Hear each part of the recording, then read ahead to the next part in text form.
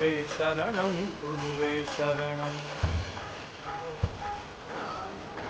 करोषि बनायन्मा शरणं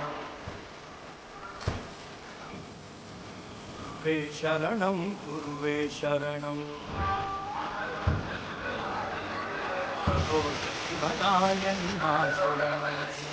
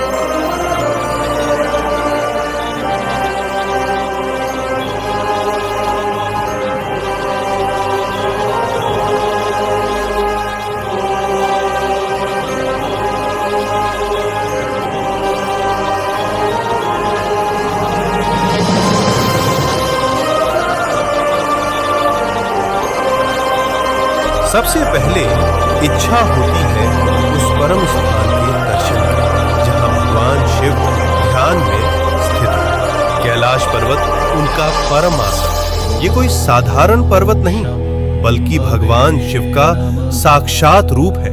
इसके चरणों में है मानसरोवर, मीठे जल की पवित्रता, और राक्षस ताल, खारे जल की रहस्यपूर्ण गहराई। इतने पास फिर भी एक मीठा एक खारा, जैसे भगवान शिव के भीतर संतुलित दो स्वरूप। अब हम पहुंचते हैं उस तपोभूमि पर जहां भगवान शिव और माता पार्वती ने विवाह के बाद ध्यान लगाया। ये है आदि कैलाश, उत्तराखंड के ऊंचे हिमालय में स्थित, जहां आज भी उनकी ध्यान ऊर्जा का कंपन महसूस होता है। यही है गौरी कुंड और पार्वती सरोवर। ये पर्वत नहीं, शिव पार्वती की जीवित उपस्थिति का केंद्र है, इसलिए कहलाता है छोटा कैलाश। और पास ही स्थित है ओम पर्वत, जहां बर्फ पर स्वतः उभरा ओम दिखाई देता है, जैसे शिव का मौन मंत्र इस भूमि में गूंज रहा हो अनंत काल से।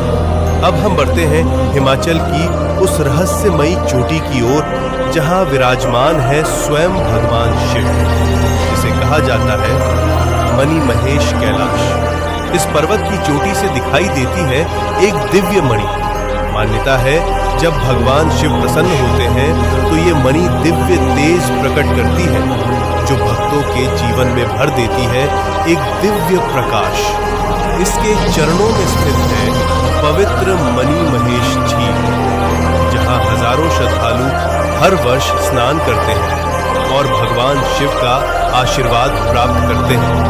अब हम पहुंचते हैं हिमालय की उस ऊंचाई पर, जहां की हवा भी हर हर महादेव का जप करती है। ये है श्रीखंड महादेव। यहाँ स्थित है एक भव्य प्राकृतिक शिवलिंग। यहाँ तक पहुंचने का मार्ग अत्यंत कठिन, लेकिन कहा जाता है जिसे स्वयं भगवान शिव बुलाते हैं, वही इस दिव्य शिखर तक पहुंच पाता है। श्रीखंड महादेव केवल एक शिवलिंग नहीं, ये है भगवान शिव का हिमालयी सिंहासन। अब आप पहुंचते हैं भगवान शिव के एक और दिव्य धाम में, हिमाचल की उस रहस्यमयी भूमि में किन्नौर कैलाश। यहाँ स्थित है सदियों पुराना एक विशाल शिवलिंग जो अपने आप में अपार ऊर्जा समेटे हुए है। और कहा जाता है यात्रा के दौरान कई भक्तों को ब्रह्म कमल के दर्शन भी हुए। ओम नमः शिवाय।